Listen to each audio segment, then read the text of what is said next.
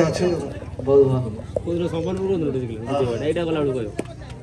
छटू आकाश केतळे घर को खबर आसला केतळे आपन फोन आसला जे आपन एसपीएल रे सिलेक्शन हेचंदी बोली आमे तो राति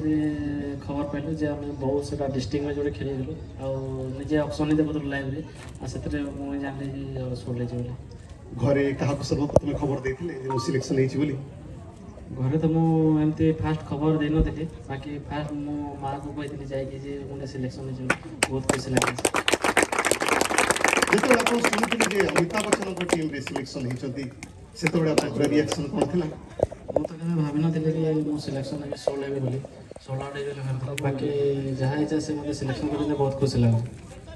ଛୋଟ ଆକାଶ ଓଡ଼ିଶାର ଯଦି ଆଉ କେଉଁ ପ୍ଲେୟାର ଆପଣଙ୍କ ମତରେ ସିଲେକ୍ସନ ହେବା ଥାନ୍ତେ ତାହେଲେ ସେ ପ୍ଲେୟାର କିଏ ମୋ ହିସାବରେ ଜଗତ ଆଉ ମୁଁ ଯେଉଁ ଯାଇଥିଲୁ ଦୁଇ ଜଣ ସିଲେକ୍ସନ କଲେ ମୋତେ ବହୁତ ଖୁସି ଲାଗିଥାନ୍ତା ବାକି କ'ଣ ଚାଲିଛି ମୁଁ ତ ଜାଣିନି ବାକି ତାଙ୍କର ଆସିଲାନି ଲଟେରୀ ସେଥିପାଇଁ ବହୁତ ଦୁଃଖ ଲାଗିଲା ଯେ ଏମିତି ନାହିଁ ଯେ ସବୁ ଯିଏ ଗଲେ ନିଜ ଭରସା ନିଜ ରଖିଲି ଆଉ ସେ ସିଲେକ୍ସନ କଲେ ସିଲେକ୍ସନ ହେବାକୁ ମୋର ଆଶା ଅଛି ଆପଣଙ୍କ ଟିମ୍ରେ ଆଉ କିଏ କିଏ ସବୁ ଅଛନ୍ତି ଆମ ଟିମ୍ରେ କରଣବାଲା ଅଙ୍କୁର ସିଂ ଆଉ ଏମିତି ଭଲ ପ୍ଲେୟାର ସବୁ ଅଛନ୍ତି କରଣବାଲା ସହିତ ଖେଳିବାର ସୁଯୋଗ ମିଳିଛି କୋଉଠି ଆପଣଙ୍କ ସହିତ ସେମିତି ତ ମିଳିନି ବାକି ଏଗେନ୍ଷ୍ଟ ଟିମ୍ ଯେମିତି ଯାଇଥିଲୁ ଆମେ Durgapur registrar team Odisha team ଯାଇଥିଲୁ ଆଉ ସେଠି କରଣବାଲା ଏଗେନ୍ଷ୍ଟ ଖେଳିଥିଲୁ ଆଉ इंडिया कप ଯାଇଥିଲୁ ଆମ ଓଡ଼ିଶା ଆଉ ଜମ୍ମୁର ମିଶିକି ଷ୍ଟେଟ୍ ହିସାବରେ ଆଉ ସେଇଠି ଅଙ୍କୁର ସିଂ ତାଙ୍କ ଏଗେନ୍ଷ୍ଟରେ ଖେଳିବାକୁ ଅଲ୍ ଷ୍ଟାର ଚମ୍ପିୟନ ଲିଗ୍ରେ ଯେଉଁ ଖେଳୁଛନ୍ତି ଆଇଏସ୍ପିଏଲ୍ର ତାର ପ୍ରଭାବ ପଡ଼ିବ କିଛି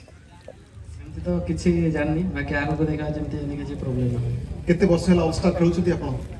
ଏଟା ହେଲା 3-4 ବର୍ଷ ବୋଧେ ଖେଳିବାର ହଁ 6 ବର୍ଷ ହେଲାନି ଆଉ ଏଠି ହିଁ ମୋର ଷ୍ଟାର୍ଟିଂ ହେଇଛି ମୋ ଷ୍ଟାର ଟୁର୍ଣ୍ଣାମେଣ୍ଟର ଷ୍ଟାର୍ଟିଂ ଏଇଠି ହିଁ ହେଇଛି ଆଉ ବହୁତ ଖୁସି ଲାଗୁଛି ବହୁତ ଦିନ ପରେ ଏଠାକୁ ଖେଳିବା ପାଇଁ छोट आकाश जो ऑल स्टार चैंपियन लीग ना आसे आपन दिमाग रे कोन आसे जोटे थिले बे मैच छाड़ी के से टूर्नामेंट जेमते बे एब्सेंट होबनी और आशा करबे के ए टूर्नामेंट आगरे भलो हो और एमती सब प्लेयर को गोटे चांस देना तो बहुत खुशी लागे all the best for the semifinal match and all the best for ISPL thank you